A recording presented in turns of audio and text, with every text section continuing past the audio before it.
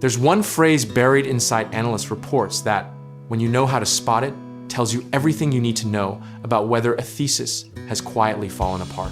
It's not dramatic, it's not a headline, and most people scroll right past it, but once you see it, you can't unsee it. The phrase is, "We maintain our rating pending further clarity." That's the diplomatic equivalent of a doctor saying, "Let's just wait and see," after a scan comes back strange technically. Cautious. Functionally terrifying. Here's what's actually happening when an analyst writes that. They built a model, the model stopped working, and rather than admit the thesis is broken, they're buying themselves time behind a curtain of professional language. It's like a chef serving you a dish and saying, "The flavor profile is evolving, brother. The soup is cold."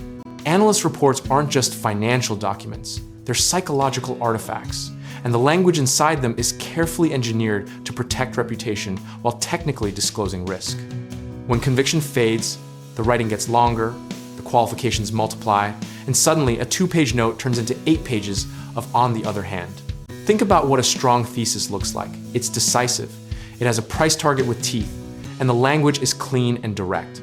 Compare that to a report that starts using phrases like, "We acknowledge near-term headwinds," or "visibility remains limited." That's not analysis anymore. That's a slow retreat with a briefcase. The behavioral psychology here is fascinating because analysts, like all humans, are deeply loss-averse when it comes to their public track record. Downgrading a stock you've championed for 2 years is professionally painful. So instead you insert linguistic airbags designed to soften the eventual crash landing. History is full of these moments. Think about the energy sector calls in 2014 or the fintech enthusiasm of 2021, where "we remain constructive with a revised timeline" became the polite way of saying, "We had no idea this was coming." The irony is that the hedge language itself becomes the signal the more caveats appear, the more the original thesis has been quietly abandoned. There's actually a famous line attributed to a senior portfolio manager that goes something like, "When a sell-side analyst stops telling you why they're right and starts explaining why they're not wrong, sell." Those two things sound identical, but they are completely different psychological stances, and the market eventually prices the difference. The misconception most retail investors carry is that an unchanged rating means unchanged conviction, but that is dangerously wrong.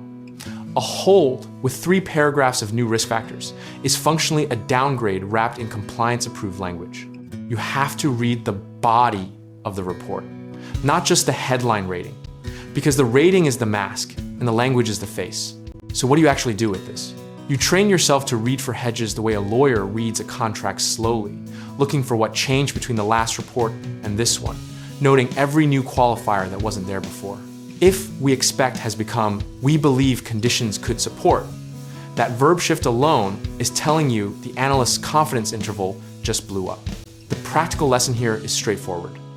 Build a discipline around reading at least 3 consecutive reports on any position you hold, because patterns of language drift are invisible in a single document but obvious across a series. This isn't about being paranoid, it's about being precise, unemotional, and systematic, which is exactly how durable investment process gets built. Position sizing matters here too, because if your read of the language tells you a thesis is cracking, the answer isn't necessarily to exit, it's to right-size the position to match the new level of uncertainty. Discipline isn't always a binary sell decision. Sometimes it's quietly trimming your exposure before the crowd figures out what the footnotes already said. At the end of the day, the market rewards the people who read what's actually written over the people who read what they want to hear.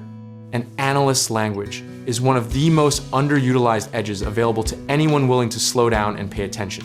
Consistency, sizing, and process will outlast any single call, yours or theirs. Whether you're applying this kind of disciplined thinking to equities, real estate, or any capital decision, the skill is the same. Read the signals others ignore, stay rational when emotions want to run, and never let a polished sentence fool you into skipping the paragraph underneath it. And if you're ready to put that same clear-eyed thinking to work in real estate investing, contracting, or finding the right lenders, check out our links in the description below. We're here to help you get started.